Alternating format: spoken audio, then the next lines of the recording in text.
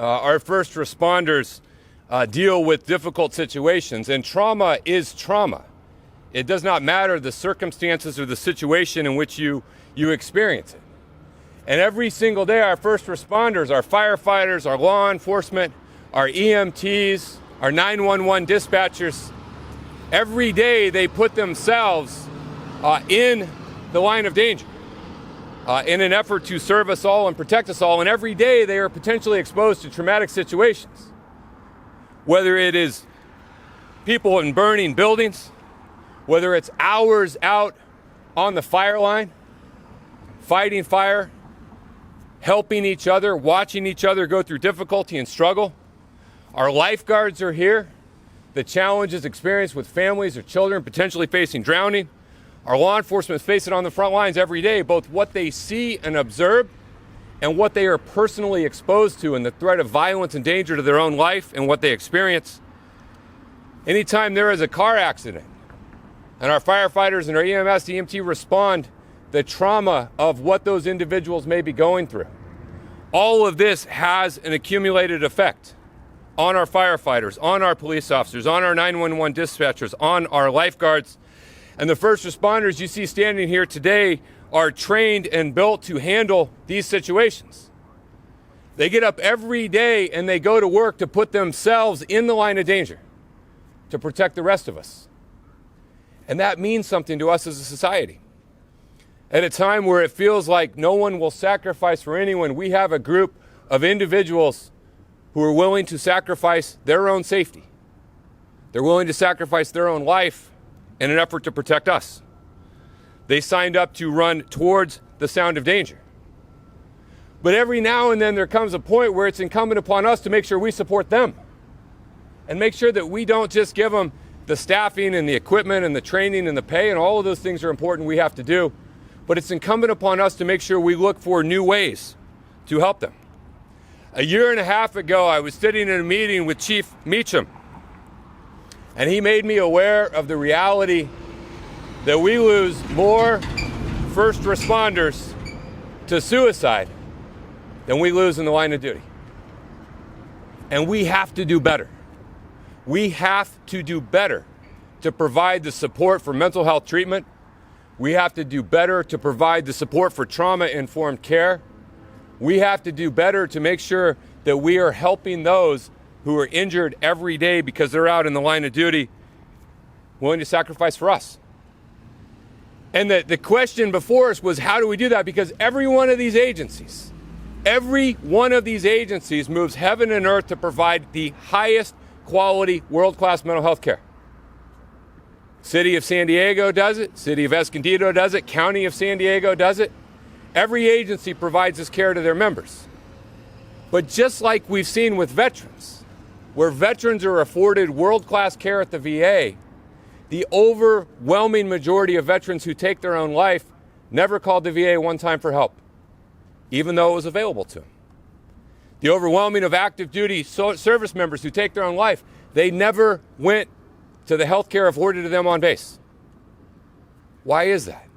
Because we have a pervasive stigma in our society, a stigma around getting help for mental health services that prevents a lot of these brave individuals from being willing to go to their own entity and say, I'm struggling and I need help, even though the entities are doing incredible work to make it available. So what we did with veterans, an incredible nonprofit called the Headstrong Project, created a referral system, no cost, no stigma, world-class mental health care, and you didn't have to tell anyone you were around about it. You didn't have to pull an insurance card out of your pocket. You didn't have to fill out a form. And that model has worked. It has connected veterans to care in a way that they wouldn't access otherwise. And that is what brought us here today to launch the Fire Captain Ryan J. Mitchell First Responder Behavioral Health Program, which is now live. This is a service that is available to every single first responder throughout San Diego County. They can get the help without having to share with the individuals they're working with that they're seeking help. For many of them, the programs available through their own agencies, which are terrific, will work. But for those individuals who are not ready to take that step, we have a confidential service that is being launched today where any first responder, any firefighter, any police officer, any lifeguard, any EMT, any 911 dispatcher can get world-class, cost-free, stigma-free, confidential mental health care services to help get them back on track. My hope is that over time, as we tackle the stigma of mental health services, programs like this are not needed. But as we fight to break down those stigma, we want to make sure that everyone out there has a place to go and has the opportunity to get the care they need. The Fire Captain Ryan J. Mitchell First Responder Behavioral Health Program is no-cost, confidential way to get linked, whether you're dealing with depression, post-traumatic stress, substance abuse issues. Any active or retired firefighter from any jurisdiction in San Diego County can now call 833-YU-FIRST, 1-833-U-FIRST. That's 833-983-4778. They will be connected to a peer support specialist who are active or former first responder professionals who are culturally competent and trained to be able to provide the help and care you need. The person on the other end of the line will provide a supportive, judgment-free environment for everyone who calls. They will help connect these first responders to mental health and substance use treatment services that are independent resources that are not connected directly to their agency. Again, it will be confidential and it will be free of cost. The program is also providing training to first responders and first responder organizations to increase awareness about mental health resources, decreasing the stigma, removing the barriers associated with seeking treatment. To access more information, you can also visit sdfirstresponderprogram.org via the website or the phone number. Our program administrators, Pathway, who you'll hear from shortly, have already been in contact with local first responder departments across the San Diego region to make them aware of the resource and ensure that they are sharing it with all of their members. And in the weeks ahead, a media campaign will be launched to more widely promote the Fire Captain Ryan J. Mitchell First Responders Behavioral Health Program. I want to thank all of the first responders who were a part of this program. When we had this idea more than a year ago, I went out and I sat in the firehouses and I talked. And I sat with our deputy sheriffs and I listened. And I reached out to our lifeguards and we got tremendous input and feedback about what was needed. But in particular, I want to express my deepest gratitude to the family of CAL FIRE Captain Ryan Mitchell for allowing us to carry on his name and his legacy to support this program. His father, William Mitchell, who is California Fire Chaplain Association chaplain, is here with us today, as is his mother, and his wife. For those who are not familiar with this story, Captain Ryan Mitchell lost his life to suicide after working more than 2 straight weeks in the 2017 fire season. Last year I learned of Ryan's story. I had the opportunity to meet with his family and hear their desire to be willing to go out every single day and publicly confront their trauma and their loss to help us establish a program that has the potential to ensure that other families don't have to go through what they will live with every single day for the rest of their lives. I am incredibly grateful for them and being willing to continue to persevere, for supporting this program and for giving us the opportunity to honor and recognize everything that Ryan meant. I've talked to a number of folks who served with him, and they describe a committed and passionate firefighter, a good person, someone who was injured in the line of duty, someone who was overcome by his injuries. Injuries that in my mind are no different than if he had broken a bone, had a severed limb, or been burned, except there's a stigma around getting help. And we're here today to try and alleviate that problem. We're here today to try and ensure that other first responders know that there is care and programs in a confidential way out there. We're here today to pay tribute to the service of Ryan Mitchell and his family in an effort to try and help protect others. I also mentioned earlier those who helped shape us. I want to thank in particular Chief Tony Meacham with CAL FIRE. I want to thank Chief Patrick Walker, CAL FIRE and Vice President of CAL FIRE Local 2881. I want to thank thank Chief David Picone, San Diego Fire Rescue, all who provided help and input to what we were doing. I want to thank Captain Jeff Jordan and others, San Diego Police Department. I want to thank Fire Captain George Eduardo, who you're going to hear from in a minute, San Diego City Firefighters Local 145. Ray Castillo is here, Director with the Deputy Sheriff's Association. They provided tremendous input in what we're doing. And we also have Chief James Gartland, Fire Rescue Department Lifeguard Division, to represent our first responders in the lifeguard service. And we're going to hear from a number of these individuals. But first, I want to introduce Dr. Luke Bergman, the Director of the county's Behavioral Health Services, to speak about the importance of self-care and treatment for our first responders. Dr. Bergman has been instrumental in our efforts in San Diego County to provide a better way to deliver behavioral health services. This is one component of a comprehensive approach that we're trying to do, and I appreciate the work of Dr. Bergman and would like to welcome him to share a few words from his perspective and standpoint as our Director of Behavioral Health. Dr. Bergman?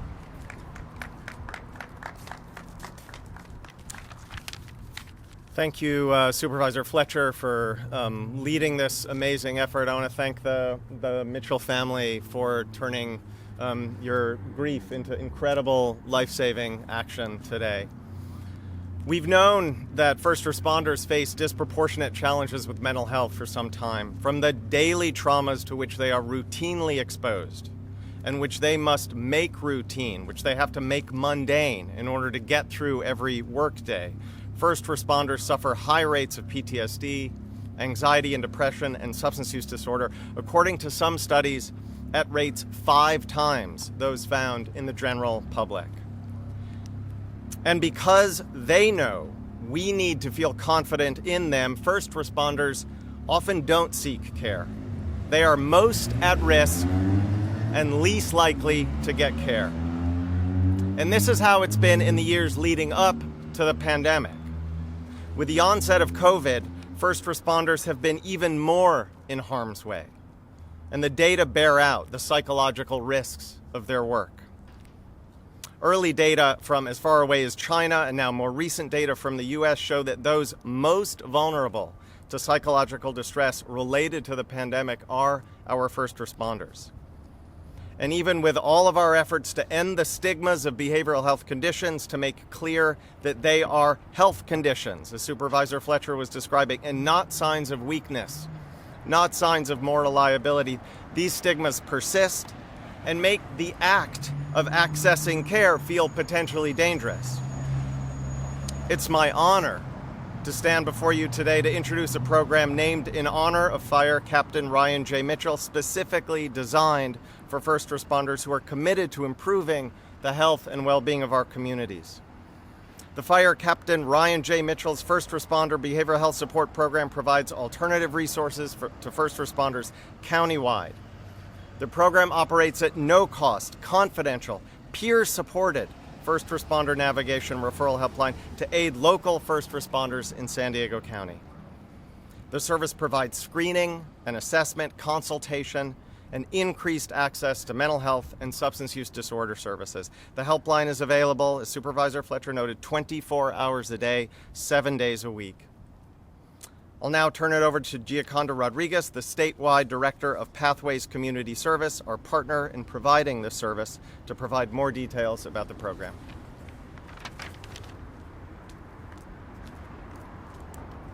Thank you, Dr. Bergman. It's a pleasure to be here with all of you. I just want to say a quick shout out to the other people in my team, Christy, who's our program director, and Miss Mary Ellen, who's our regional director for Pathways.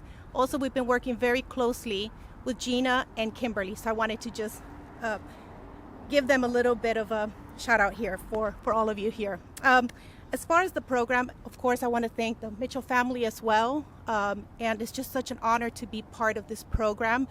For our company and for many of us here, it is a passion project to be able to be part of this program. As it has been mentioned, this is a safe place for first responders to call in and ask questions, speak to, again, a peer-led, program, so you can speak with somebody on the other line. It's safe, it's confidential. We want to work on reducing stigma, so there will be some education around there. we want to provide, this additional help to you, even your families, if needed, where you can call in, again, 24/7. You can call in and we will try to link you to resources in the community if you're ready. If you just want to talk to somebody and ask for what kind of help we have, we can do that. If you want to actually speak to somebody else and get additional resources, we will be happy to link you to those resources. As it has been mentioned, this will continue to be a program where we ask our advisory committee for additional help, because we want to make sure that we have first responders' input in everything that we're doing for our program. So it's not, we want it to be relevant, we want it to mean something, and so we will continue to work with leaders in the community who have been working with first responders, and again, former and even active first responders, to get additional help and feedback as we develop and we continue to evolve with our program. And so again, free service, 24-hour hotline, and again, a safe place, and that's the main thing that we want to point out, that this is a safe place. There's also an offshoot of our program that we're going to focus on just COVID, given some other information around COVID, as mentioned earlier. And again, we are out there doing marketing in terms of outreach with local communities, local groups, and on our website as well, we will have some education material and other links that you can go into. If you're not ready to speak to someone yet, you can go into our website and read more about the different topics that we're going to be educating people on. Again, just the outreach and connecting with other local groups in the community to give us that feedback and be able to support you guys in everything that we can as part of this larger group that we're talking about, the larger program. So thank you again, and thank you to the team and to everybody else who's been supporting this and initiating this. We're very proud and happy to be part of this program. Thank you. I want to thank Gio and for really raising a good point. This program was developed with the input of first responders. It was developed in memory of a first responder. Today we're here rolling it out with first responders. An advisory committee of first responders will be guiding the efforts and program, because this has to be tailored to the individuals who are out there every single day. It has to be set up and designed for them in a way that they're comfortable accessing it with people that they're comfortable talking to. And so that effort will certainly continue all the way through. Next, I want to again appreciate the Mitchell family. I appreciate their willingness to continue to be here.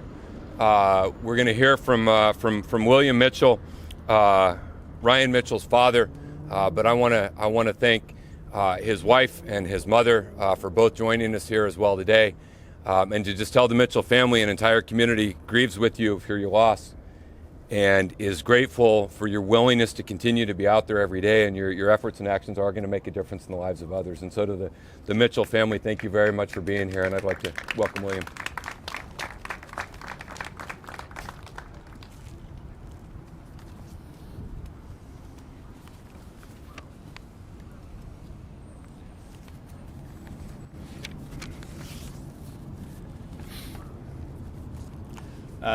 Thank you all for being here today. This means a lot to our family. Thank you, Nathan Fletcher, for your leadership and your interest in the well-being of our county first responders departments.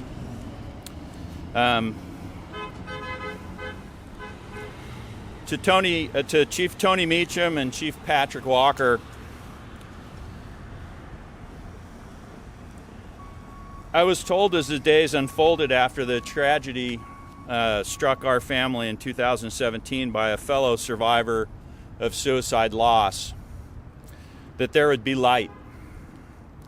Even in our darkest times, there would be light.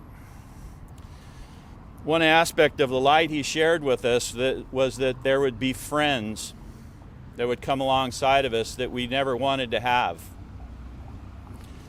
Tony and Patrick dedicate their lives and careers to the betterment of the department and the service that they love. They are true heroes in every sense of the word to me and to our family. Through their support, leadership, and willingness to do the hard work necessary to push for change, along with another strong voice in Ashley Iverson and the IFAA, a new environment of dialogue was created. Supervisor Fletcher saw the need, stepped into the first responder world on fact-finding, and personally took the helm to push for this program.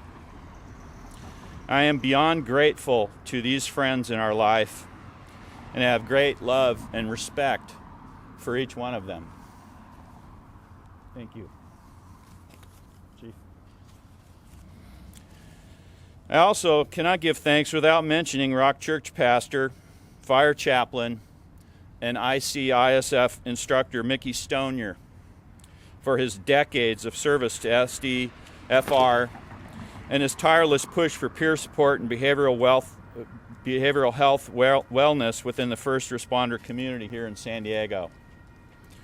As a father of a son who knew at an early age what he wanted to do, who pushed and excelled in his chosen career, Ryan's tragic passing left me with a single-minded objective.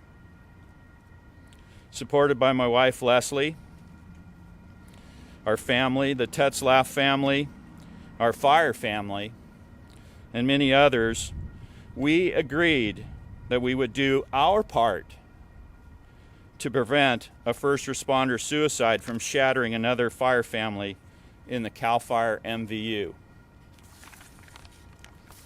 Naive, perhaps? This goal may fail, but it's a goal worthy of great effort. In addition, I'm personally willing to assist in any way I can to help establish programs outside of our county, statewide and nationally, that use Ryan's program model as a guide. Studies show the importance of this program. The data is out there. It's in the light now for everyone to see. Our first responders choose to serve our communities because they love the job and they have servants' hearts. They are drawn to a dangerous and stressful career out of a sense of duty to serve their fellow mankind. The cumulative stress is ever present and it's career long. We as private citizens must have the same sense of duty in return. There's no question of the need. The need hit our family like a storm that's never going to relent. We as private citizens must have this sense of duty. The Fire Captain Ryan J. Mitchell First Responder Behavioral Health Program is here for you, his first responder brothers and sisters in service to others. Ryan leaves his department legacy of knowledge, leadership, and department duty, dedication to duty, and job as a model for this program named after him. This program is here for you to be well and thrive. Please let us serve you now as your need may arise. I want to close with this to all first responders. I can say confidently that I represent tens of thousands of professional and volunteer chaplains throughout our county, state, and nation. Along with our circles of influence, there are millions of people praying for you. We're praying for the health of your mind, your body, your soul, your strength, and for your safety. We pray for your families and your personal circles of support, that they may stay safe and courageous while you step out and risk much to serve us. We thank you for your service, and God bless you.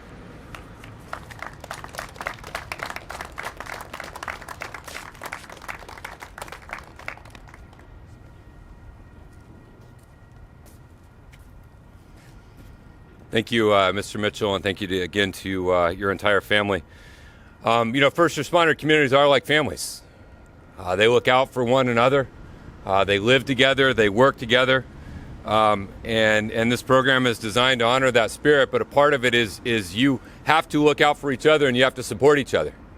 And when you see someone struggling, you got to make it okay for them to get help. And this program is designed to provide a confidential and safe way that they can do that. And here to speak to part of this family and what it means is my friend George Duardo, fire captain, City of San Diego, and a member of Local 145. And I appreciate their involvement and their engagement, their care for their members, as all of those you see here care deeply about those they serve with, their members of the family, and appreciate them helping us design this program and being here today. George?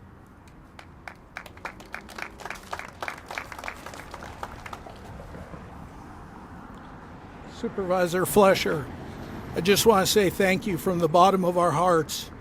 Our first responder community is a tight-knit community, absolutely.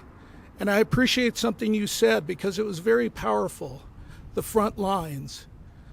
What the front lines look like today is much different than 24 years ago when I've started in the fire service. And that speaks volumes. Like that 21-day deployment, that is one of the most difficult things on a family. And really, in speaking to that, those are the conversations we're able to have an apparatus like this. And those conversations, as hard as they are exactly what we need.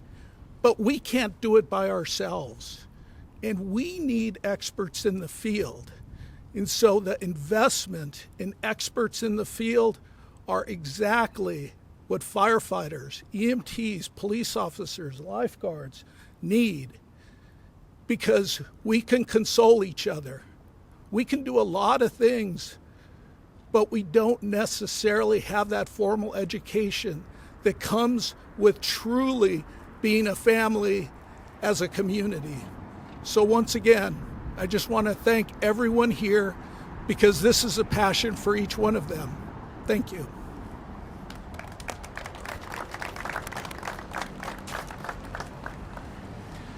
Next, I want to introduce Ray Castillo. He's the director with the Deputy Sheriff's Association of San Diego County.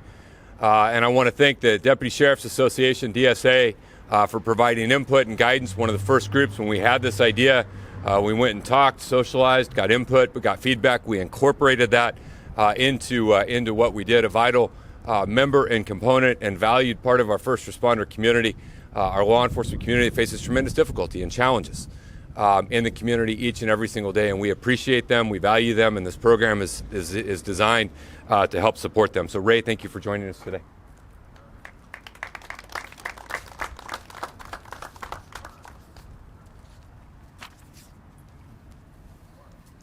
Good morning, everyone, and thank you to Supervisor Fletcher and to the Mitchell family. I really have no other words other than I'm sorry, and as a family of first responders, we all feel the same thing that you and the family have. As we gather to support and launch this behavioral health support program, it shows that our lives and well-being matter. And when I say that it's all too often that first responders serve a multitude of roles upon arriving at scenes, whether that be the rescuer, caregiver, protector, counselor, and in some cases clergy, all while trying to do our best to serve the public good. And in extreme circumstances, place our own safety and security at risk. First responders are human too.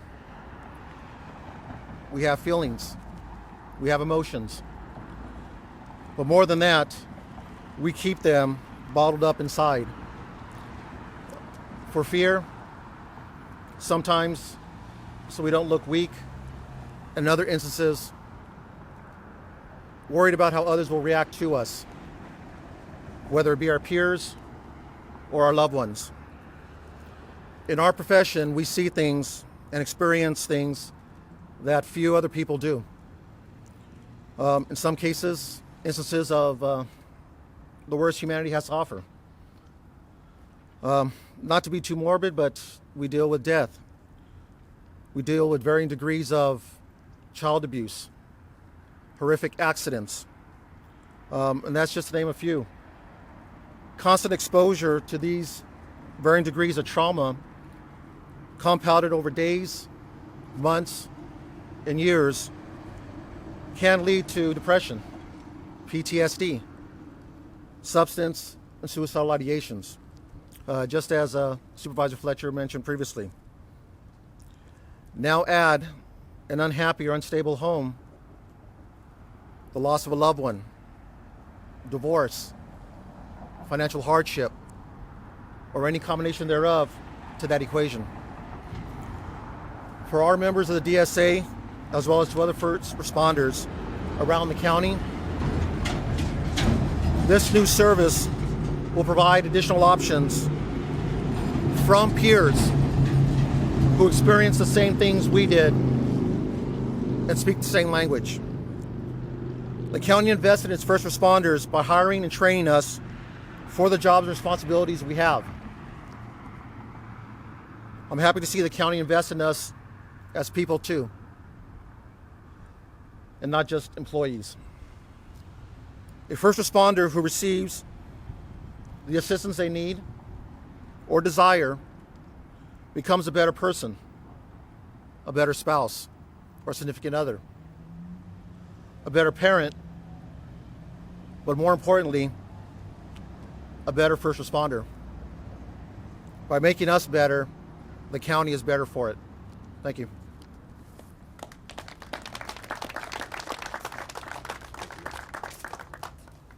Thank you, Ray. In closing, again, we thank the Mitchell family. I want to thank my colleagues on the Board of Supervisors for supporting this program. I want to thank the leadership of all the public safety departments throughout San Diego County who have put in place world-class mental health programs organic to your department. It is significant change and progress from where we were decades ago, and those programs are incredible. This is just additive. A stigma that is outside of your control might prevent some of your members from accessing those programs, and so this is designed to help and support the incredible work you all are doing. And in closing, I want to tell all of our first responders who are here, your community loves you and cares about you. They value and appreciate what you do. We're willing to put our resources and our creativity behind that commitment. But what you have to do is make sure that you're strong. Make sure that you're physically strong. Make sure that you're mentally strong. And just like if your back were injured, you would go get care and you would come back stronger. If your brain is injured, you go get care and you come back stronger. If you have the courage to confront a wildfire for 17 straight days, if you have the courage to go to a vehicle accident and use the jaws of life to pry someone out, if you have the courage to confront a dangerous felon on the streets, if you have the courage as a 911 dispatcher to meet people at their worst moment in life, if you have the courage to charge head first into a storm and incredible swells, then have the courage to confront your injuries when you're hurt in the line of duty. You owe that to each other. You owe that to your families. Have the courage to look out for one another. You know when someone's struggling. You can see it. You can feel it. You're a family, you know. Have the courage to pull them aside and say, hey, it's okay. It gets better. There's this program for you. You don't have to tell anyone. You're going to get help from someone who understands the first responder community. And whether it's post-traumatic stress or alcohol struggles, financial difficulties, problems at home, we're here to help you because we care and we appreciate what you're doing. And so I want to thank everyone who's been a part of bringing this program to fruition.